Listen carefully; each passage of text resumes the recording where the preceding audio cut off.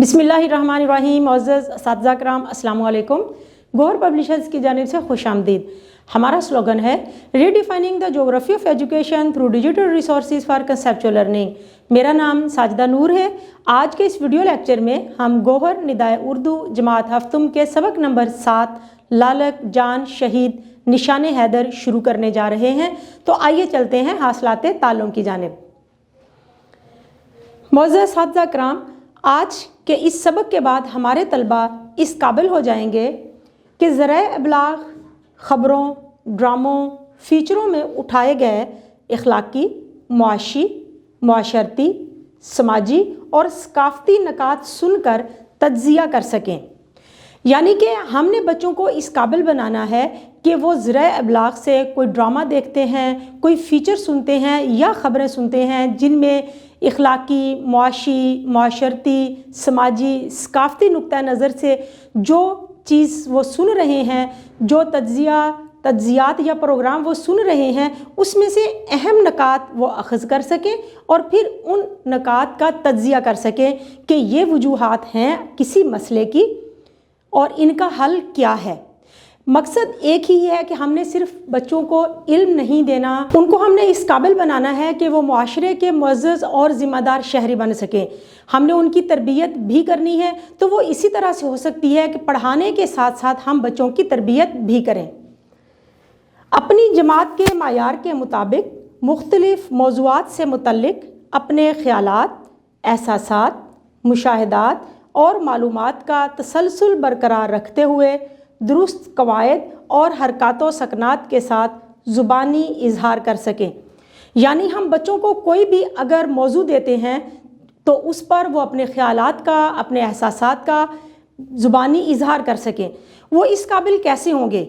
इसके लिए मुशाहिदा करना ज़रूरी है। हमने बच्चों के अंदर ये चीज़ पैदा करनी है कि आप अपने इर्द गिर्द के माहौल का मुशाहिदा कैसे कर सकते हैं, मालूमात किस तरह से इकट्ठी कर सकते हैं और फिर तसलसल बरकरार रखते हुए बेहतरीन तलफ़ुज़ के साथ, आहंग के साथ अपने ख़यालात का इजहार भी उनको करना आता हो।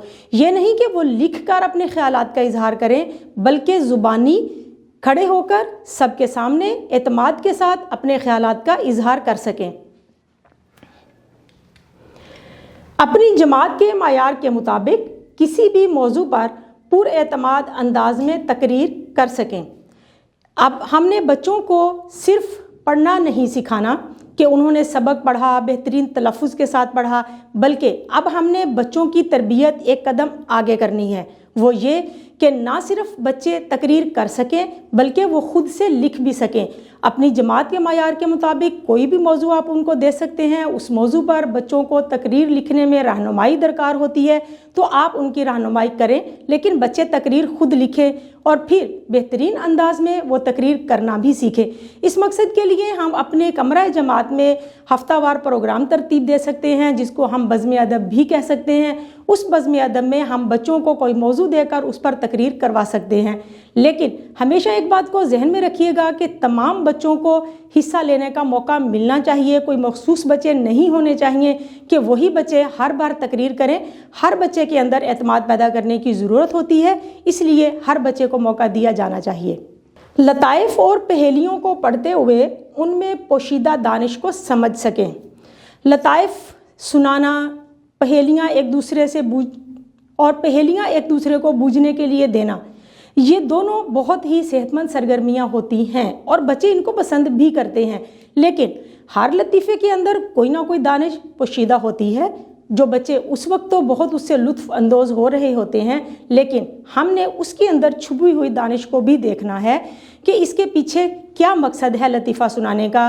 पहेली अगर हम बता रहे हैं तो उसका मकसद क्या है, उसके अंदर क्या दानिश पोशीदा है। तो ये एक्टिविटी, ये सरगर्मी हम कमरा जमात में बहुत अच्छी करवा सकते हैं। हम अपने बच्चों को 2 ग्रुप में तकसीम करके उनके दरमियान में मुकाबला भी करवा सकते हैं और ये देख सकते हैं कि कौन सा ग्रुप जो है वो लतीफ़े में छुपी हुई दानिश को समझ सकता है या पहेली जो है उसको बूझ सकता है। तो ये एक बहुत अच्छी और सेहतमंद सरगर्मी हो सकती है।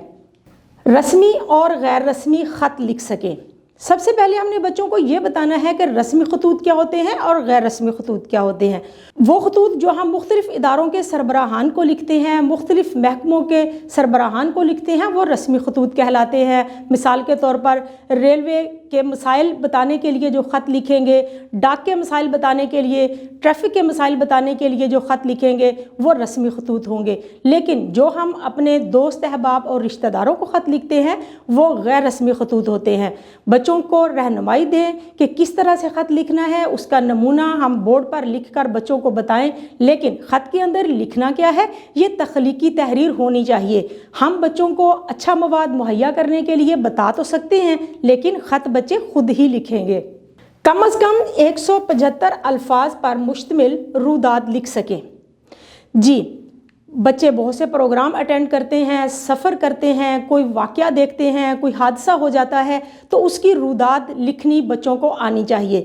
روداد لکھنے کے اصول کیا ہوتے ہیں یہ بچوں کو بتائیں کہ جو پروگرام بھی آپ نے دیکھا، مثال کے طور پر ہمارے اسکول میں یوم آزادی کا پروگرام ہوتا ہے، اس کی روداد اگر لکھنی ہے تو بچوں کو ہم لکھنے کے لیے دے سکتے ہیں۔ بچوں کو بتائیں کہ پوری تفصیل کے ساتھ لکھنے کی بجائے، کیونکہ اگر ہم تفصیل سے لکھیں گے تو وہ بہت طویل ہو جائے گی، اور یہاں ہم نے 175 الفاظ پر مشتمل روداد لکھنی ہے تو اس میں سے جو اہم نکات ہیں ان کو اخذ کر کے، جو اہم سرگرمیاں ہم اس میں کروا رہے ہوتے ہیں، جو اہم آئٹم ہم کہہ سکتے ہیں ان پر فوکس کر کے ان پر مشتمل روداد لکھی جا سکتی ہے۔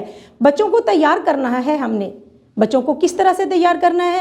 کمرہ جماعت میں آپ آج کے لیکچر کے بارے میں بھی بچوں سے کہہ سکتے ہیں کہ آج کے لیکچر کے بارے میں جو کچھ ہم نے آج کا دن کمرہ جماعت میں کیا اس کے بارے میں روداد لکھیں۔ تو اس طرح سے جب ہم روزانہ کی بنیاد پر بچوں سے اس طرح سے چھوٹی چھوٹی روداد لکھواتے رہیں گے تو ایک دن بچے اس قابل ہو جائیں گے کہ وہ خود سے 175 یا 200 الفاظ پر مشتمل روداد لکھ سکیں۔ اسماء اور افعال کی عبارت میں تذکیر و تانیث کر سکیں۔ اسماء یعنی کہ اسم ناموں کی، اور افعال یعنی کہ کاموں کی جمع بنانا بچوں کو آتی ہے، کیونکہ واحد سے جمع اور مذکر کے مؤنث بنانا بہت آسان ہوتا ہے، لیکن جب ہم ان کو جملوں میں استعمال کرتے ہیں تو پھر بچے غلطی کر جاتے ہیں، کیونکہ جملوں میں استعمال کرتے ہوئے ہم اس کا اختتام مذکر کے مطابق نہیں کرتے، مؤنث کے مطابق کر دیتے ہیں۔ مثال کے طور پر دہی کھٹی ہے یا دہی کھٹا ہے، اس میں سے درست کیا ہے، یہ ساری چیزیں ہم نے بچوں کو بتانی ہیں، اور یہی مذکر اور مؤنث کا جملوں میں استعمال ہے۔ اس مقصد کے لیے ہماری مشق میں بھی سرگرمی دی گئی ہے، ہم وہاں سے بھی مدد لے سکتے ہیں، لیکن زیادہ بہتر انداز میں آپ تب کام کر سکتے ہیں جب اپنی طرف سے زیادہ جملے بچوں کو دیں جن کو وہ درست کر کے لکھیں گے، تو اس طرح سے یہ سرگرمی کرنے کے قابل ہو جائیں گے بچے بہت جلد۔ فعل ماضی کی اقسام کو پہچان اور استعمال کر سکیں۔ سب سے پہلے ہم نے یہ بتانا ہے کہ فعل ماضی ہے کیا۔ فعل ماضی گزرے ہوئے زمانے کو کہتے ہیں، اور اس کے بعد پھر بچوں کو فعل ماضی کی مختلف اقسام بتانی ہے۔ فعل ماضی قریب ہے، فعل ماضی بعید ہے، فعل ماضی مطلق ہے۔ ہر ایک قسم کا نام بتانے کے بعد اس کی تعریف بتائیں، اس کی مثالیں دیں۔ جتنی زیادہ مثالیں آپ روزمرہ زندگی سے یا بچوں کے ارد گرد سے دیں گے اتنا ہی زیادہ بچوں کا تعلم پختہ ہوگا، اور خود ان کے اندر بھی مشاہدہ کرنے کی عادت پختہ ہوگی، ان کے اندر معلومات اکٹھی کرنے کی عادت آئے گی۔ تو ہم نے جب یہ ایکٹیویٹی، یہ سرگرمی بچوں کو کروانی ہے تو ہم بورڈ پر بھی کالم بنا کر اور اس کے سامنے پھر ان کی مثالیں دے کر ان کے ساتھ کمپیریزن کرتے ہوئے تمام اقسام کا بچوں کو یہ اقسام کی پہچان اور ان کا استعمال بہتر انداز میں کرنا سکھا سکتے ہیں۔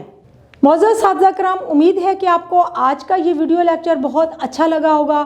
آپ کی مدد کے لیے ہماری ویب سائٹ www.goharpublishers.com پر بھی scheme of studies, lesson plan اور ماڈل پیپرز دیے گئے ہیں، آپ وہاں سے بھی مدد لے سکتے ہیں۔ انشاءاللہ اگلی ویڈیو میں اگلے لیکچر کے ساتھ پھر ملیں گے، تب تک کے لیے اللہ حافظ۔